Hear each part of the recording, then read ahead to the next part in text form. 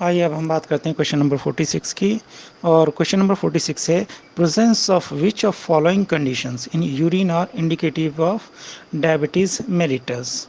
इसका आंसर होगा हमारा जो है कीटोन बॉडीज इसके अंदर जो आनी शुरू हो जाती हैं। ठीक है नहीं, तो कीटोन बॉडीज कौन कौन से होते हैं? Ketonuria and glycosuria. ठीक है नहीं, तो ये जो है हमारा जब ब्लड यूरिन के अंदर आने लगता है तो वो हमारी कंडीशन कहलाती है डायबिटीज़ मेलिटस। तो इसका जो है आंसर नंबर 2 हमारा जो है करेक्ट है। आइए देखते हैं हम question number 47, that is secondary metabolites such as nicotine, strychnine and caffeine are produced by plant for their. देखिए कि अगर ग्रोथ में लगने होते तो ग्रोथ के लिए तो हमारे यहाँ बहुत सारे हार्मोन्स होते हैं। एक्चुअली में बेसिकली ये क्या होते हैं?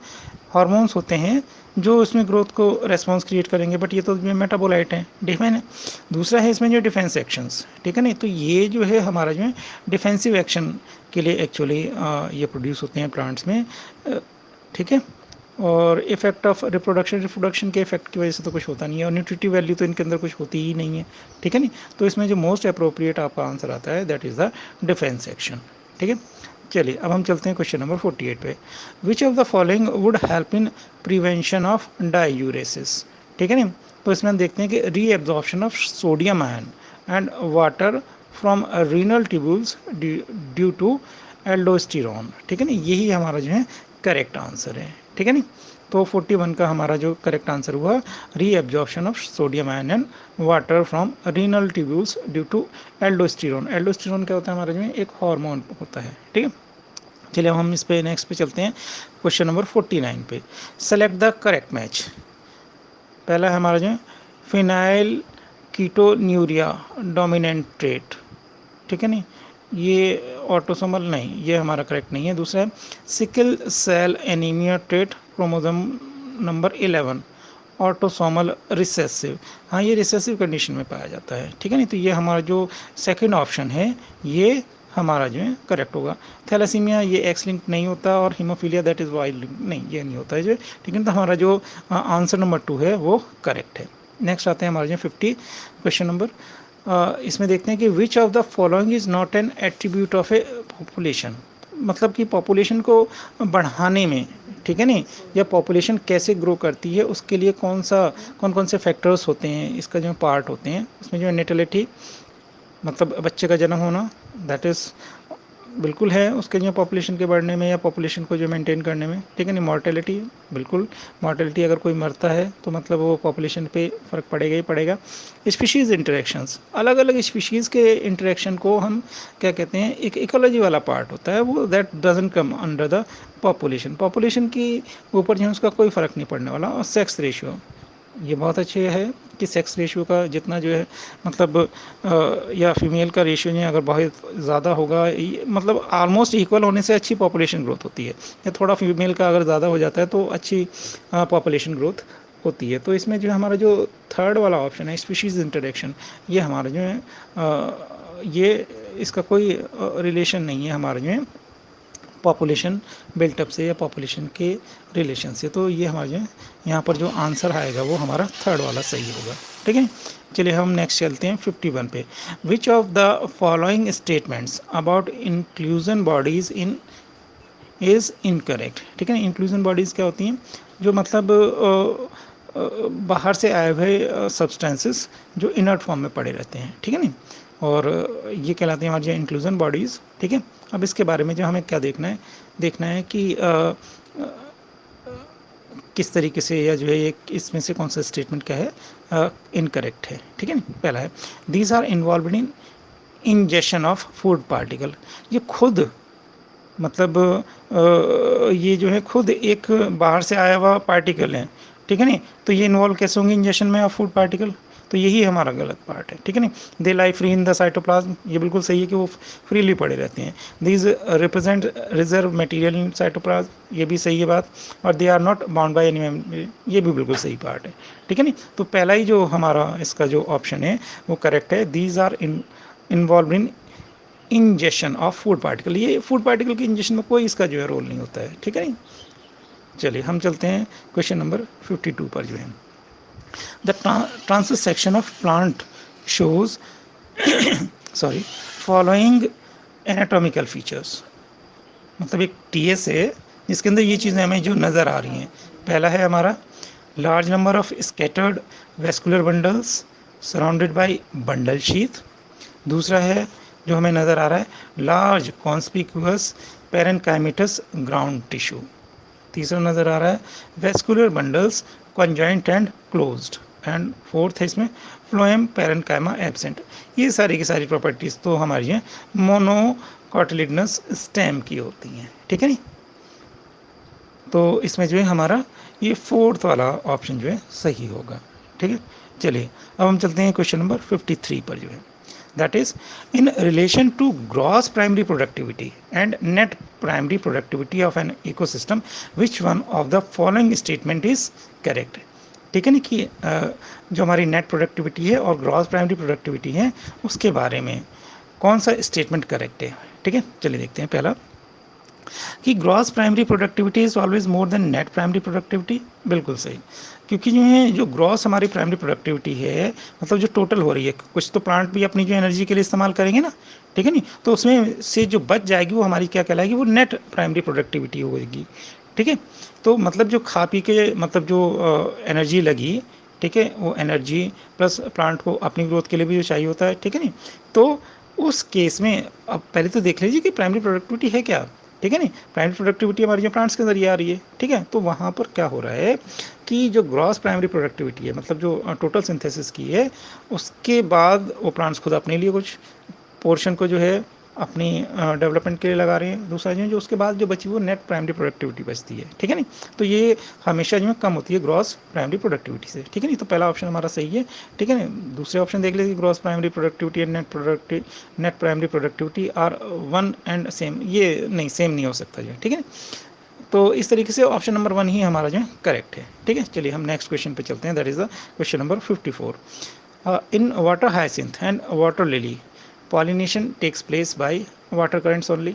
देखो दोनों के फ्लावर क्या होते हैं, दे आर ऑलवेज पानी के अंदर तो कोई फ्लावर रहता ही नहीं है, चाहे वाटर हाइसिंथ हो चाहे लिली हो, तो वाटर करंट के जरिए तो होने का कोई सवाल ही नहीं है। विंड एंड वाटर, जब जो हमारा गायनीशियम है इसका जो है चाहे वाटर हाइसिंथ है चाहे लिली है, ये तो जो है अबव द मतलब वाटर सरफेस है, ठीक है। नहीं तो विंड के जरिए तो पॉसिबल है, बट वाटर के जरिए जो है पहुंचना पॉसिबल नहीं होता जो, ठीक है। और तीसरा ऑप्शन देखते हैं इंसेक्ट एंड वाटर। इंसेक्ट तो कैरी कर सकते हैं जो पॉलन ग्रेन्स हैं, बट वाटर वही बात आ जाती है कि वाटर जंप करके थोड़ा ना जाएगा जो है इस पे गार्निशिंग पे, ठीक है ना। तो फोर्थ ऑप्शन हमारा जो सबसे करेक्ट है दैट इज़ द इंसेक्ट और विंड।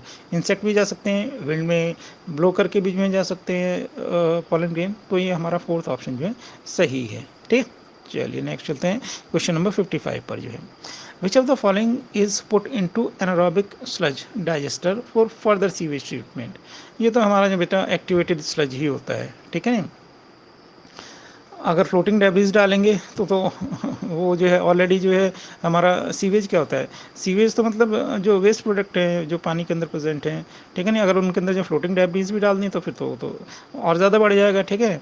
एक ठीक है ना, एफ्लुएंट्स ऑफ प्राइमरी ट्रीटमेंट, अगर उसके अंदर जो है एफ्लुएंट डाल दिए गए मतलब जो ट्रीटेड वाटर जो इंडस्ट्रीज़ का आता है उसे हम एफ्लुएंट कहते हैं, ठीक है नहीं। अगर प्राइमरी ट्रीटमेंट के बाद वो डाल दे तो इंक्रीज़ ही करेगा, फुली ट्रीटेड तो है नहीं, ठीक है नहीं। और या प्राइमरी स्लज डालें तो प्राइमरी स्लज भी डालने से कोई फ़ायदा नहीं होगा, ठीक है। तो यहाँ पर जो है हमारा एक्टिवेटेड स्लज डालने से जो है वहाँ पर क्या होगा,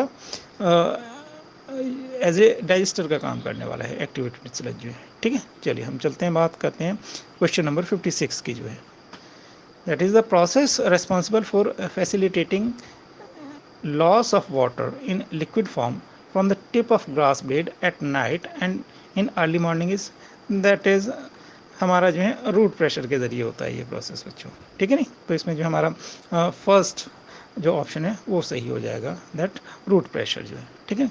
नेक्स्ट आते हैं हम 57, cuboidal epithelium with brush border of microvilli found. ये तो हमारा सीधा सीधा आता है सवाल जो है, ये तो टेक्स्ट का सवाल है। That is the proximal convoluted tubule of the nephron, ये वहाँ पर पाए जाते हैं। तो यहाँ पर जो ऑप्शन हमारा जो है नंबर 2 सही है, ठीक। चलिए हम नेक्स्ट चलते हैं क्वेश्चन नंबर 58 पे जो है, सेलेक्ट द करेक्ट स्टेटमेंट, ठीक है। पहला देखते हैं, glucagon is associated with hypoglycaemia, ये करेक्ट नहीं है। दूसरा है insulin acts on pancreatic cells, and adipocytes. Insulin तो खुद हार्मोन है, ठीक है नहीं, ये पेंक्रियास से निकल ही रहा है, ठीक है नहीं, तो वहाँ की सेल्स पर तो ये कुछ असर करता नहीं है, ठीक है नहीं। Insulin is associated with hyperglycaemia, ये करेक्ट नहीं है। फोर्थ देखते हैं हम, ग्लूकोकॉर्टिकॉइड्स स्टिमुलेट ग्लूकोनियोजेनेसिस, ये हमारा जो है करेक्ट ऑप्शन है। तो इसमें जो है जो फोर्थ वाला हमारा आंसर सही है, ठीक है। चलते हैं क्वेश्चन नंबर 59 पर जो है, विच of the following is not an inhibitory substance governing seed dormancy, यानी कि जो सीड डॉर्मेंसी है उनके जो इनहिबिशन के लिए कौन सा है, तो ये हमारा है जिबरेलिक एसिड, ठीक है ना। टेक्स्ट का सिंपल सा सवाल है ये, जिबरेलिक एसिड जो है, ठीक है ना, ये इसका आंसर होगा नंबर 4 जो है, ठीक है। आते हैं हम नेक्स्ट, अकॉर्डिंग टू रॉबर्ट में the global species diversity is about, बिल्कुल टेक्स्ट का सवाल है, 7 मिलियन, कोई इसमें जो कोई चेंजेस नहीं हो सकते, ठीक है नहीं, चाहे ये 20 मिलियन लिखते रहें, 50 मिलियन लिखते रहें, चाहे 1.5 मिलियन लिखते रहें, जो रॉबर्ट में के अकॉर्डिंग है वो हमारा जो है 7 मिलियन है, ठीक है। चलिए नेक्स्ट चलते हैं हम 61 पे।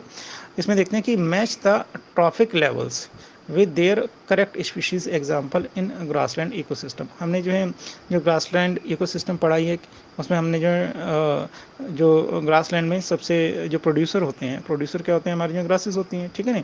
उसके बाद जो है हमारे जो प्राइमरी कंज्यूमर आ जाते हैं, प्राइमरी कंज्यूमर मतलब छोटे छोटे इंसेक्ट हो सकते हैं या ग्रेजर्स हो सकते हैं, वो हमारे जो प्राइमरी कंज्यूमर्स में आते हैं, ठीक है ना। उसके बाद ये प्राइमरी कंज्यूमर वाला तो हमारा जो क्या हो जाता है,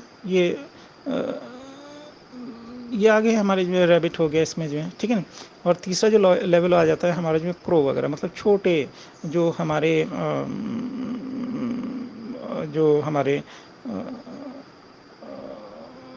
जो छोटे एनिमल्स जो कि इन जो हर्बीवोर्स हैं उनको खाते हैं, मतलब कार्निवोर्स। और एक आ जाते हैं फिर हमारे जो टॉप पे होता है हमारा वो एनिमल होते हैं जो इन सब को खा सकते हैं, मतलब जो हमारी जो थर्ड ट्रॉफिक लेवल वाले एनिमल्स को भी जो है क्या कर सकते हैं, कंज्यूम कर सकते हैं, वो हमारा कहलाता है फोर्थ ट्रॉफिक लेवल।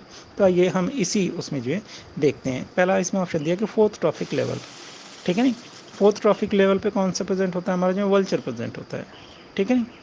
दूसरा हमारा जो है मतलब वो जो क्रो को भी खा सकता है, ठीक है नहीं, रैबिट को भी खा सकता है, हालांकि ग्रास तो जो है that is a different story, ठीक है नहीं।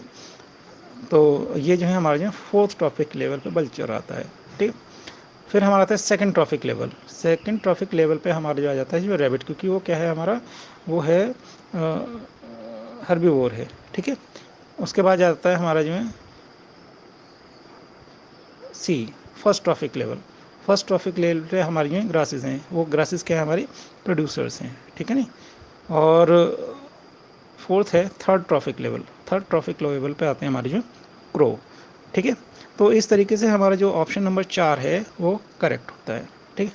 चलते हैं हम नेक्स्ट में क्वेश्चन नंबर 62 पे जो the first phase of translation is, देखो कि ट्रांसलेशन का पहले बता दूं मैं आपको कि ट्रांसलेशन का मतलब ये नहीं होता कि खाली जो है कि एक तरफ से आपका जो है मैसेंजर आरएनए बन गया और एकदम से ट्रांसलेशन होना शुरू हो जाएगा, ठीक है नहीं। सबसे पहले जो है वहाँ पर जो है हमारा एक प्रॉपर बाइंडिंग ज़रूरी होती है, ठीक है नहीं। और बाइंडिंग से पहले जो है उसका जो है रिकॉग्निशन किस तरीके से करते हैं, that recognition occurs through the amino acylation of transfer RNA, ठीक है नहीं। इस तरीके से क्या होता है कि वहाँ पर जो है हमारा जो ट्रांसफ़र आरएनए होता है उसका जो है एमिनो एकाइलेशन पहले होता है, ठीक है नहीं। कि अगर हालांकि हम जो है कोडोन एंटीकोडोन को जो है रिकॉग्निशन वाला पार्ट वो बाद में आता है, ठीक है नहीं। और जो बाइंडिंग ऑफ मैसेंजर आरएनए जो क्या होता है कि वो एक लंबा प्रोसेस है जो कि हमारे जो एमिनो एकाइलेशन के बाद होता है जो ट्रांसफ़र आरएनए के, ठीक है नहीं। तो यहाँ पर आंसर आपका होगा नंबर 2 का जो है, ठीक है। चलिए हम चलते हैं 63 पे जो स्ट्रोबाइलाई और कौन are found in, simple text सवाल है, ये है हमारे इक्कीसिटम के अंदर जो है, ठीक है। नेक्स्ट चलते हैं हम 64, match the following columns and select the correct option. Column 1 में 6 to 15 pairs of gill slits, ठीक है नहीं, ये साइक्लोस्टोम्स में पाए जाते हैं, ठीक है नहीं। 11th में आपने जो पढ़ाई होगा, ठीक है साइक्लोस्टोम्स के बारे में, तो वहाँ पर 6 से 15 पेयर्स के जो हैं गिल स्लिट्स पाई जाती हैं, वो कहाँ पाई जाती हैं, साइक्लोस्टोम्स के अंदर पाई जाती हैं। उसके बाद हमारा जो है बी, हेट्रोसर्कल कॉर्डल फिन जो है, ठीक है नहीं। तो ये हमारा जो हेट्रोसर्कल कॉर्डल फिन पाए जाते हैं कॉन्ड्रिक्थिस के अंदर जो है, ठीक है।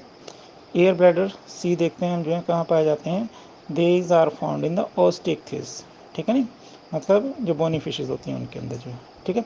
और चौथा है poison sting, that is found in the Trygon, ठीक है नहीं। ट्राइगन जो है आप जनरली देखा होगा कि एक बड़ी फिश होती है, ठीक है, तो उसके अंदर जो है हमारे यहाँ क्या पाए जाते हैं, पॉइजन स्टिंग पाए जाते हैं। तो इस तरह से देखें कि हमारा जो ऑप्शन नंबर 4 है, आंसर नंबर 4 है, दैट इज़ करेक्ट, ठीक है।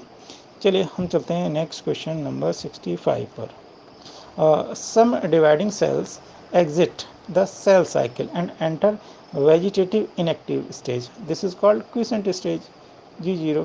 This process occur at the end of, yes this is the M phase, ठीक है, ठीक है नहीं। तो एम फेज क्या होती है हमारी जो है, इसके बाद ये जो है एंटर कर जाता है हमारा जो है किसमें जो है, तो आंसर होगा हमारा जो है नंबर 4 होगा जो है, ठीक है नहीं। G1 G2 तो होंगे ही नहीं, इसमें जो है एस फेज होता है हमारा जो सिंथेटिक फेज होता है, ठीक है। तो क्योंकि क्रिसेंट फेज है तो ये होगी हमारी जो एम फेज के अंदर जो है, ठीक है। चलिए हम जो है क्वेश्चन नंबर 66 पे चलते हैं। Identify the correct statement with reference to human digestive system, देखते हैं क्या। Serosa is the inner most layer of the alimentary canal, नहीं ये गलत है। Ileum is a highly coiled part, ये हमारा सही है।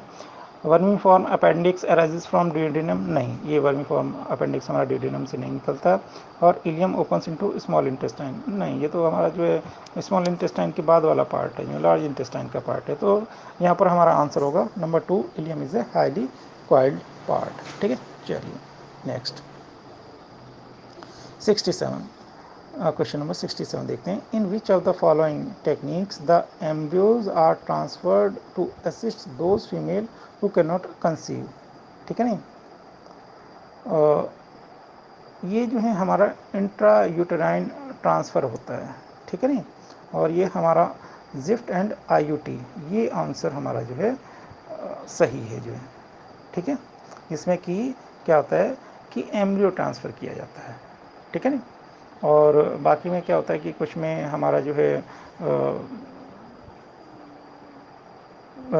जो ओवर ट्रांसफ़र किया जा रहा है, ठीक है नहीं, तो वो चीज़ें अलग हैं, ठीक है। तो यहाँ पर जो है हमारा जो है क्या हो रहा है, जो एम्ब्रियो का ट्रांसफ़र हो रहा है जिफ्ट में और आईयूटी में, इंट्रायूटेराइन ट्रांसफ़र के अंदर जो है, ठीक है। चलिए हम चलते हैं नेक्स्ट पे 68 पे जो है, the plant parts which consist of 2 generations one within the other, that is the, क्या क्या हो सकती हैं, pollen grain inside the anther, नहीं।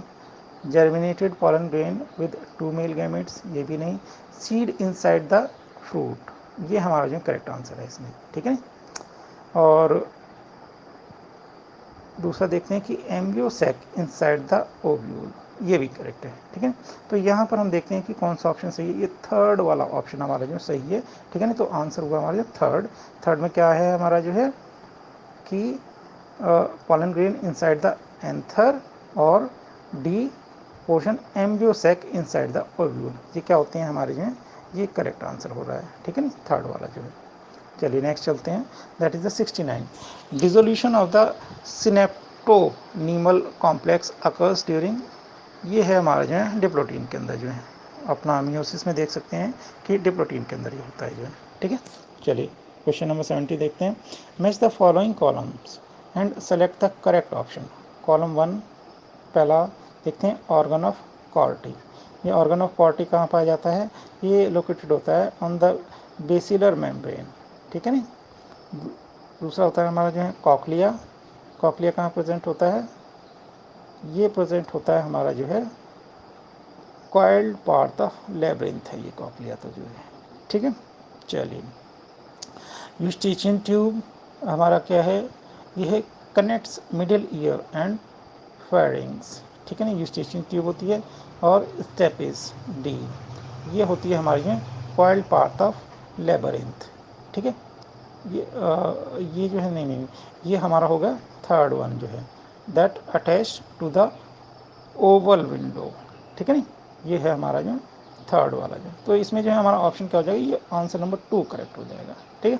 चलिए हम चलते हैं नेक्स्ट क्वेश्चन पे, that is the 71, the ovary is half inferior इन, ठीक है नहीं, ये प्लम के अंदर होती है, ठीक है। नहीं, हाफ इन्फीरियर का मतलब क्या है कि थैलेमस पे जो है थैलेमस पे ओवरी प्रेजेंट होगी, वहीं पर हमारे जो है स्टेमन प्रेजेंट होगा, उसी के पास में जो हमारे पेटल एंड सेपल प्रेजेंट होंगे। तो ये ऐसी है ओवरी हमारी कहलाती है हाफ इन्फीरियर, ठीक है। नहीं तो इसमें जो है ये इस तरीके की ओवरी हमारी पाई जाती है प्लम के अंदर जो पाई जाती है, ठीक है। चलिए नेक्स्ट लेते हैं हम जो है question number 72। Identify the basic amino acid from the following, ठीक है। नहीं, बेसिक अमीनो एसिड है हमारा जो है लाइसिन, ठीक है। नहीं, चलिए नेक्स्ट चलते हैं 73 पे। Match the following columns and select the correct option, ठीक है। नहीं, कॉलम 1 कॉलम 2, अच्छा हाँ, कि पहला है इसमें जो है हमारा यूसिनोफिल्स। यूसिनोफिल्स क्या काम करती हैं, ये कहती हैं कि they release histamines destructive enzymes, ठीक है। नहीं, यूसिनोफिल्स का काम हमारा ये होता है, ठीक है। दूसरा होता है हमारा जो है बेसोफिल्स, ये क्या काम करते हैं, basophils they release granules containing histamine, ठीक है। सी हमारा जो है न्यूट्रोफिल्स हैं, और न्यूट्रोफिल्स क्या करती हैं, हमारा काम फैगोसाइटोसिस का करती हैं। और डी है हमारी जो लिम्फोसाइट्स, लिम्फोसाइट क्या करती हैं, इम्यून रेस्पॉन्स डेवलप करती हैं। तो ये हमारा जो है आंसर नंबर 4 करेक्ट होता है इस केस में, ठीक है। चलिए नेक्स्ट चलते हैं हम जो है क्वेश्चन नंबर 74 पे। जो मैच द फॉलोइंग फिर है हमारे पास, और ये है क्या, इनहिबिटर ऑफ कैटालिटिक एक्टिविटी क्या है हमारी जो है, ये मेलोनेट के ज़रिए होती है, ठीक है। नहीं, inhibitor of catalytic activity. Possesses peptide bond, किसके पास हैं ये पेप्टाइड बॉन्ड जो है, ये हमारा जो है कोलेजन के पास जो है, ठीक है। और cell wall material in fungi किस तरीके का होता है, दैट इज़ काइटिन का बना हुआ होता है सेल वॉल मटेरियल। और सेकेंडरी मेटाबोलाइट कौन है यहाँ पर जो है, रिसिनिन, ये जो है हमारा क्या है, सेकेंडरी मेटाबोलाइट है। तो इसमें जो है देखते हैं आंसर कौन सा है, ये हमारा आंसर नंबर 4 करेक्ट होता है इस केस में, ठीक है। चलिए नेक्स्ट चलते हैं क्वेश्चन नंबर 75 पर। Identify the correct statement with regard to G one phase of interphase. पहला देखते हैं इसके अंदर कि reorganisation of all cell component takes place, नहीं, रीऑर्गेनाइजेशन नहीं होता है यहाँ पर जो है, ठीक है। दूसरा है cell is metabolically active, grows but do not replicate its DNA. हाँ, ये वाला मतलब जो ग्रोथ फेज़ होती है एक्चुअली, जो जीवन फेज़ होती है उसमें सारी की सारी एक्टिविटी मेटाबॉलिक एक्टिविटी ही होती हैं, ठीक है। नहीं, और इसमें ग्रोथ चलती रहती है, ठीक है। नहीं, और डीएनए का जो है रेप्लिकेशन वो नहीं होता है, ठीक है। नहीं, ये जीवन फेज़ की करेक्टरिस्टिक फीचर है, ठीक है। तीसरा न्यूक्लियर डिवीजन टेक्स प्लेस, ये तो होगा ही नहीं, ठीक है। नहीं, न्यूक्लियर डिवीजन तो बाद में होगा। एंड फोर्थ डीएनए सिंथेसिस और रेप्लिकेशन टेक्स प्लेस, ये डीएनए सिंथेसिस नहीं होती है इस दौरान, क्योंकि जब हमारा जो है रेप्लिकेशन ही नहीं हो रहा है तो डीएनए सिंथेसिस का भी कोई सवाल ही नहीं बनता। तो यहाँ पर देखते हैं, तो ये जो आंसर नंबर 2 है ये हमारा करेक्ट है, ठीक है। यहाँ पर यह 75 का आंसर नंबर 2 करेक्ट है। नेक्स्ट देखते हैं इस question number 76। Name the plant growth regulator which upon spraying on sugar cane crop increases the length of stem thus increasing the yield of sugar cane crop। Gibberellins growth hormones होते हैं, तो हमारा सीधा सीधा answer आ जाएगा ये gibberellin जो है, ठीक है। नहीं, जिबरलिन जो है हमारा जो प्लांट ग्रोथ रेगुलेटर होता है, इसके अगर हम स्प्रे कर देते हैं तो जो शुगर केन है उसमें जो है प्रोडक्टिविटी इंक्रीज़ की जा सकती है, ठीक है। चलिए तो नेक्स्ट लिखते हैं हम question number 77। Identify the wrong statement with reference to the gene I that controls ABO blood groups. A person will have only 2 of the 3 alleles. दूसरा, when IA and IB are present together, they express same type of sugar। ये आपका जो है statement गलत है, ठीक है। नहीं, तो यहाँ पर आंसर हमारा जो होने वाला है 77 का 2। चलिए नेक्स्ट क्वेश्चन करते हैं, that is the 78। Identify the wrong statement with reference to immunity, ठीक है। नहीं, इम्यूनिटी के बारे में कौन सा जो है हमारा रॉन्ग स्टेटमेंट है, when readymade antibodies are directly given it is called passive immunity. हाँ ठीक है, ये तो जो हमारा करेक्ट है कि पैसिव इम्यूनिटी डेवलप होती है, ठीक है। दूसरा, active immunity is quick can give full response. Active immunity एकदम से पैदा नहीं होती है, इसको टाइम लगता है, क्योंकि सबसे पहले जो है यहाँ पर जो है आपके जो है एंटीजन से एंटीबॉडी बनेंगे और उस एंटीबॉडी बनने में जो है आपका जो है लंबा समय लग जाता है, ठीक है नहीं। तभी तो हमने देखा है कि जुकाम हमें जो है काफ़ी लंबे से, मतलब कि कितनी भी दवाई खा लें उसको जो है एक हफ्ता तो जुकाम, एक हफ्ते से लेकर 15 दिन तो रहता ही रहता है, ठीक है नहीं। तो क्योंकि जो है उसमें एक्टिव इम्यूनिटी आने में थोड़ा सा समय लगता है। तो ये हमारा जो है क्या है, गलत हो गया कि इसमें लिखा है कि active immunity is quick and gives full response. Active immunity एकदम से नहीं आती है और थोड़ा सा लेट आती है, ठीक है ना। तो ये हमारे स्टेटमेंट गलत थे। नेक्स्ट देखते हैं, foetus receive some antibodies from mother. ये तो होता है, ठीक है ना, इसमें कोई बड़ी बात नहीं है। जो प्लेसेंटा होता है उसके थ्रू जो है एंटीबॉडीज़ आ सकती हैं, ठीक है ना। When expose to antigen living और dead antibodies are produced in the host body. हाँ, जैसे कि हम जो है इम्यूनिटी के लिए जो है बहुत सारी जो इम्यूनाइजेशन प्रोग्राम चलाते हैं उसमें जो क्या होता है कि एंटीजन जो होता है दैट मे बी लिविंग और डेड, किसी भी तरीके का जो है एंटीजन हो सकता है, उसको जो है इंट्रोड्यूस कराते हैं जब होस्ट की बॉडी में, तो उसके खिलाफ में एंटीबॉडी बन जाती है, ठीक है ना। तो यहाँ पर जो हमारा जो करेक्ट आंसर है that is the active immunity is quick and give full response. ये हमारा गलत स्टेटमेंट है, तो इस क्वेश्चन का आंसर नंबर 2 सही होगा, ठीक है। चलिए चलते हैं हम क्वेश्चन नंबर 79 पर जो है, the enzyme enterokinase helps in conversion of that is trypsinogen into trypsin. ये जो है आपका ये काम करता है एंट्रोकाइनेसिस जो है, और ये स्टमक के अंदर प्रेजेंट होते हैं, ठीक है नहीं। ये वहाँ वाला प्रोसेस है जो है डाइजेशन वाला जो है।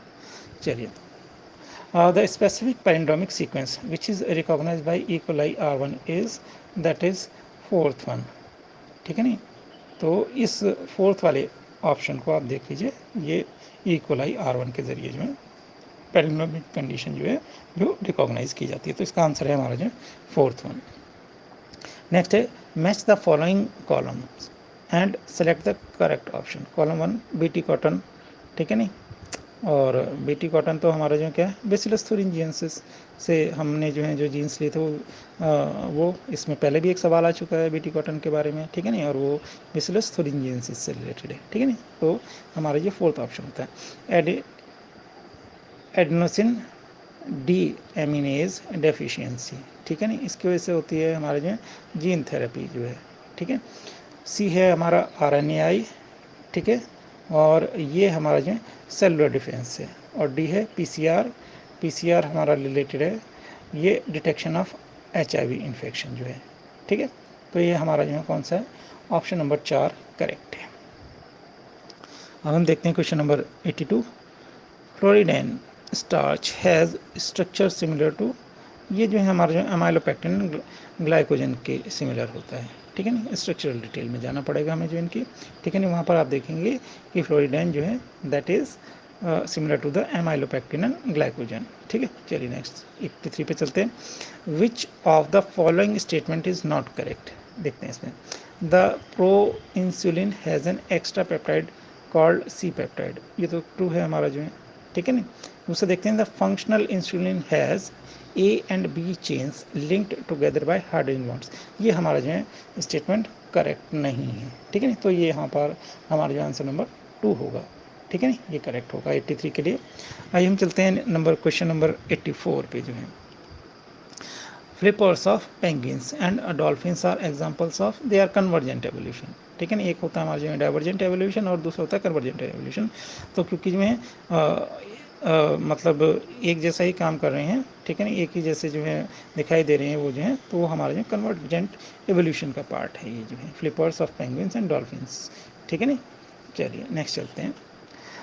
विच of the following refer to correct examples of organisms which have evolved due to change in environment brought about by anthropogenic action, ठीक है ना। आइए देखते हैं इसमें क्या क्या है। Darwin's finches of Galapagos island, दूसरा है हार्बिसाइड रेजिस्टेंट वीड्स, सी है हमारा drug resistant eukaryotes, and number D man created breeds of domesticated animals like dogs. तो इसमें अगर हम देखें तो option number B, C and D, ठीक है ना, ये आंसर नंबर हमारा 2 करेक्ट होगा जो है यहाँ पर जो है, ठीक है ना। ये हमारे क्या हैं, ये एंथ्रोपोजेनिक इवेंट्स है। डार्विन की फिंचेस तो हमारी जो है क्या हुआ था कि वहाँ पर जो आइलैंड है वो आइलैंड पूरे का पूरा जो दूसरी दुनिया से अलग हो गया था और वहाँ पर प्रीडेटर नहीं बचे थे, तो इस वजह से वहाँ पर ये डार्विन की फिंचेस जो गैलापागोस आइलैंड है वहाँ पर ये डेवलप हो गई थी, ठीक है ना। बाकी तो 3 जो है herbicide resistant weeds, drug resistant eukaryotes and man created breeds of domestic animals, इसमें तो सब जो है क्या है हमारे जो एंथ्रोपोजेनिक एक्टिविटीज़ के जरिए हैं। एंथ्रोपोजेनिक एक्टिविटीज़ होती हैं जो ह्यूमन बीइंग की एक्टिविटीज़ की वजह से हैं, ठीक है ना। तो ये हमारा जो ऑप्शन नंबर 2 और BCD हमारा जो आंसर नंबर 2 इसका जो है सही होगा। जो नेक्स्ट हमारा जो है identify the wrong statement with reference to transport of oxygen, ठीक है ना। Partial pressure of carbon dioxide can interfere with oxygen binding with haemoglobin, ये करेक्ट है। Higher hydrogen ion concentration in alveoli favours the formation of oxy haemoglobin, ये हमारा जो है क्या है, ये स्टेटमेंट कम्प्लीटली गलत है, ठीक है ना। तो यहाँ पर आंसर हमारा जो होने वाला है कौन सा, नंबर 2। आइए हम देखते हैं कि question number 87, the process of growth is maximum during, ये तो हमारा जो लॉग फेज के जरिए होता है। लैग तो मतलब पीछे रहने वाला है, ठीक है नहीं। सेनिसेंस और डोरमेंसी ये तो हमारे जो है इनएक्टिव फेजेस होते हैं एक तरीके से, तो यह हमारा जो लॉग फेज होता है जिसमें जो है जो ग्रोथ होती है वो मैक्सिमम पाई जाती है, ठीक है। चलिए, which of the following region of the globe exhibit highest species diversity, ये हमारा जो है अमेजॉन फॉरेस्ट है, ठीक है ना। और अमेजॉन को एक और बात बता दूं कि ये लंग्स ऑफ द वर्ल्ड भी कहा जाता है, क्योंकि वहाँ पर जो है सबसे ज़्यादा जो है पेड़ पाए जाते हैं, और दूसरे जो है सबसे ज़्यादा जो हमारी जो है स्पीशीज़ डाइवर्सिटी है वो भी जो है अमेजॉन के जंगलों में ही पाई जाती है, ठीक है। चलिए नेक्स्ट चलते हैं 89, the sequence that controls the copy number of the link DNA in the vector is term ऑरी site, ठीक है नहीं, मतलब ऑरिजिन साइट, ऑरिजिन से इसका शब्द है ऑरी जो है वहाँ से आया है, ठीक है नहीं। तो यहाँ पर हमारा जो है आंसर नंबर 1 करेक्ट होगा। और उसके बाद है हमारा जो 90th क्वेश्चन नंबर 90, और match the following columns and select the correct option. जो है पहला क्या है, प्लेसेंटा। प्लेसेंटा हमारा जो है यहाँ से निकलता है ह्यूमन कोरियोनिक गोनेडोट्रोपिन HCG, ठीक है ना। बी देखते हैं हम जो है जोना पेल्यूसिडा, ठीक है ना। जोना पेल्यूसिडा क्या है हमारा जो है, that is the layer of the ovum, ठीक है ना। जोना पेल्यूसिडा क्या है, ये हमारी जो लेयर है ओवम की जो है। उसके बाद जो है हमारा सी है बल्बो यूरिथ्रल, ठीक है ना, बल्बो यूरिथ्रा, ठीक है ना। तो ये सी का ऑप्शन होगा हमारा जो, ये क्या होता है हमारा जो लुब्रिकेशन ऑफ द पेनिस के लिए होता है। और डी है हमारा लीडिक सेल्स। लीडिक सेल्स से तो हमारे जो एंड्रोजन्स निकलते हैं, ठीक है ना। तो इसमें जो है क्या होगा, हमारा आंसर नंबर 3 करेक्ट होगा। Next, thank you. ये आपके सारे के सारे बायोलॉजी के जो नीट 2020 के अंदर आए हुए सवाल थे उनका जो है ये सॉल्यूशन था, complete solution. Thank you. Hey Shreya, how are you? It's been long time, yeah? Yes, after a long time. You seem very happy today. Yes, I cleared IIT JEE with top rank. Finally my dreams come true. Oh wow! Congrats! You deserve this. I also cleared my NEET exam with amazing grades. That's great. You doubled my happiness. Yes, I was not sure to crack NEET exam, but Doon Toppers helped me lot to build my confidence with great learning. Seriously? It is Doon Toppers? I also took coaching from Doon Toppers. I got access to all digital lectures, tests, lots of online study material and doubt clearing sessions with expert teachers. Correct. It feels like classroom at home. Really an amazing experience. Really, I must say, Doon Toppers helped us a lot to reach our goals. Teachers are highly experienced, professionals and give great support. Right. My brother also joined Doon Toppers for CLAT. It's time to give wings to your dreams. So join Doon Toppers for both classes and home tuitions.